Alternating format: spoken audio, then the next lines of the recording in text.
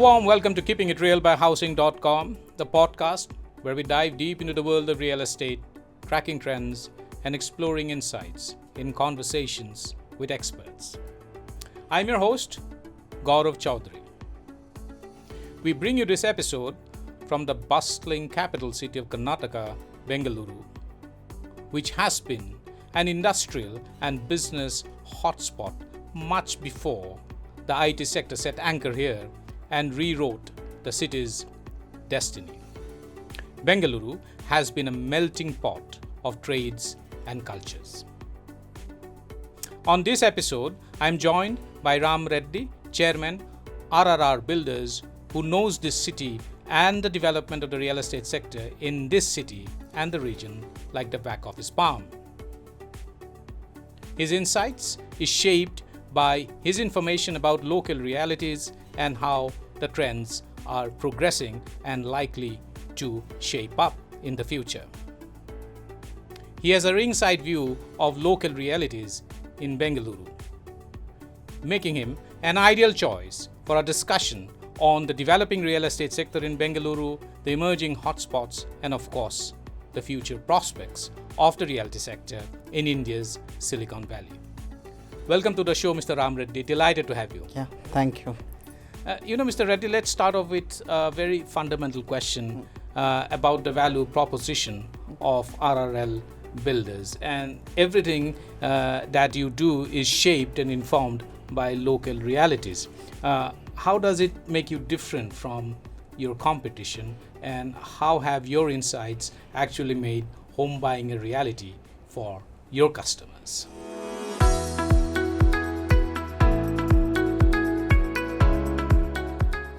Let me introduce myself. So before even starting this company, so my father was a farmer. So I'm the first generation businessman. So basically everyone knows the first generation will always have a mess up. So I made a master in that. Not in mess up, but in terms of how to give the quality product and all these things. So initially, the moment I completed MBA, I started working. I worked for a year in a builder company. Then I left the company. I formed as an channel partners. I worked as a channel partner for almost 4-5 years. So the moment I finished my education, I went to my father, asked for a fund to start a business. He said, "What do you know about the business?" I said, I have no idea about the business, anything. You go learn the market, what it does, what is the market doing, everything. Learn how to sell the product. Anyone can invest in a product, but it is very difficult to make the sales. You learn how to sell the product, then come to me, then ask the money, he said. Right. So that's the moment I worked for very hard for almost 5-6 years as a channel partner. He saw my progress. Then he has given me all his savings. We put up all our savings, including my home, mortgaged, and we took a small loan and we started a business. So that is how it all started, and that is why your ideas and information and insight about local realities are very different. I worked for almost 5-6 years as a groundman. I know the reality because when you are sitting on the top, it is very difficult to look down. So when you are on the bottom, as a middle class family, I know what is the problems, how it goes, everything. Absolutely. There is much more to Bangalore than the IT sector, because the city has been attracting waves of migrants from all across India. It has brought in a lot of tradesmen, a lot of craftsmen, and also in post-independence India, Bengaluru also emerged as a massive hotspot and a dominant presence in India's public sector sphere. So there's much more clearly than what the IT sector. Clearly, IT sector is the most visible symbol of Bengaluru's current state. But Bengaluru still has a sizable population that is engaged in industrial work. So when RRL Builder says that you are in affordable luxury, does it mean that there is a demography whose housing needs to be both in the commercial space and also in the residential space needs to be addressed?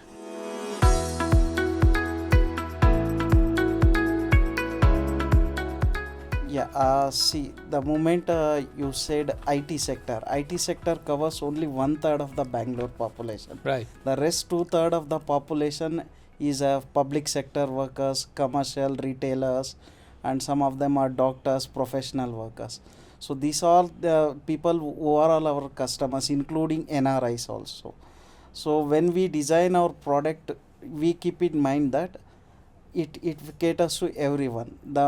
For example, if I want to say, I put up myself in a apartment, make sure that it lives to my standard, it fits to my standard. So the apartments is just not a home. We have to have fully loaded amenities, and it has to be home friendly for everyone. That's right. Bengaluru is also a very cosmopolitan city, and it attracts talent and people from all across the country. So how do you make, from a purely developers and builders point of view, how do you make people from outside the city and outside the state buying home a stress-free experience?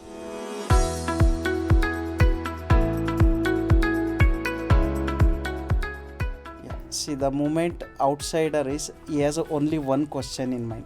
If I am buying a property, whether the documentation part is good, whether it is done properly or not, because he don't want to put up his entire savings and get the things stuck there.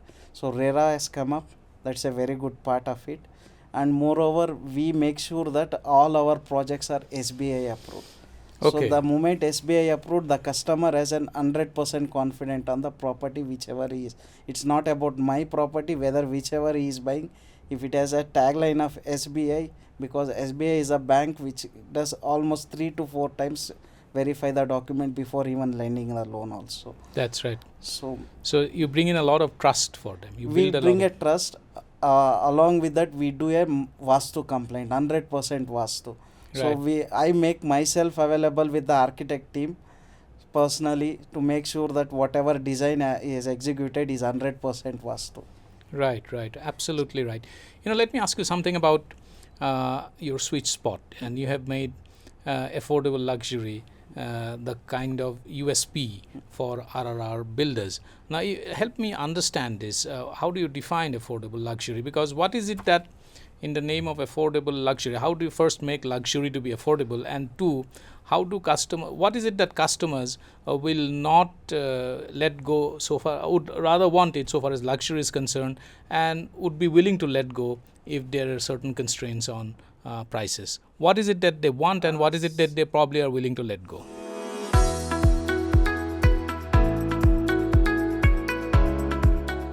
Yeah, see, there is a criteria that 3 things is very important in life: food, shelter, and clothing. Right. No matter what the market is performing, whether capital market, whether it is goes up or down, these things are very much, basic things are very much necessary. So we will make sure that the customer fits into the luxury. When it comes means, see, we give the amenities. Amenities is a main basic. There are some basic amenities. There are some 5-star amenities also. Like we provided theater, sauna, steam bath. This is the first time we came up in Bangalore in an apartment that to a very small scale. So, right. So the moment we come up with this, we had given automation.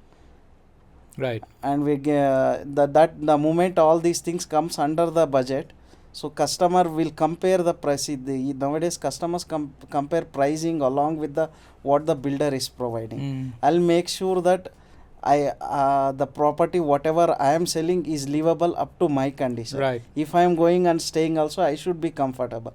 I'll put myself in the shoes of a customer, and will develop the product. Yes, absolutely. That's a very right way of approaching businesses for customers. Sarjapur has emerged as a very promising location so far as Bengaluru is concerned. What's your view about the expanding infrastructure projects in Bengaluru? We just saw the yellow line being inaugurated. Do you think that the needs and the demands so far as real estate is concerned, both residential, luxury, residential and commercial, the demands for those and infrastructure projects are keeping pace with each other, or do you think demand is out, and what more can be done?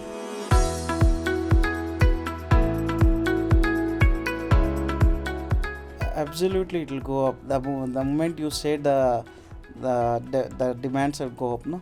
When I was a kid, the where I used to stay, no, it used to be a jungle. Now it's a residential hub. So the yellow metro line which I had taken up, no, there's one more line connecting from Silk Board to Sarjapur station, which is still under progress now. Right. So Bangalore is the only city where there is no scarcity of land. So there's more space for expansion. When you come to Mumbai, only way you have to go is upward. Right. So here there is an ample amount of space for the development, everything. You can see the airport already. There is one airport is the Devanalli. Now they are planning one more near the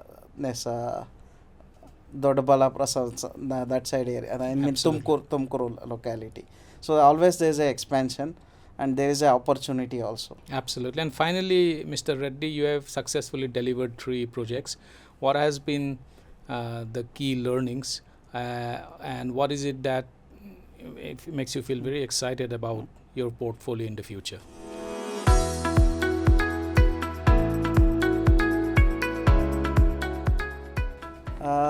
Just one thing I need to say, success is like a full stop.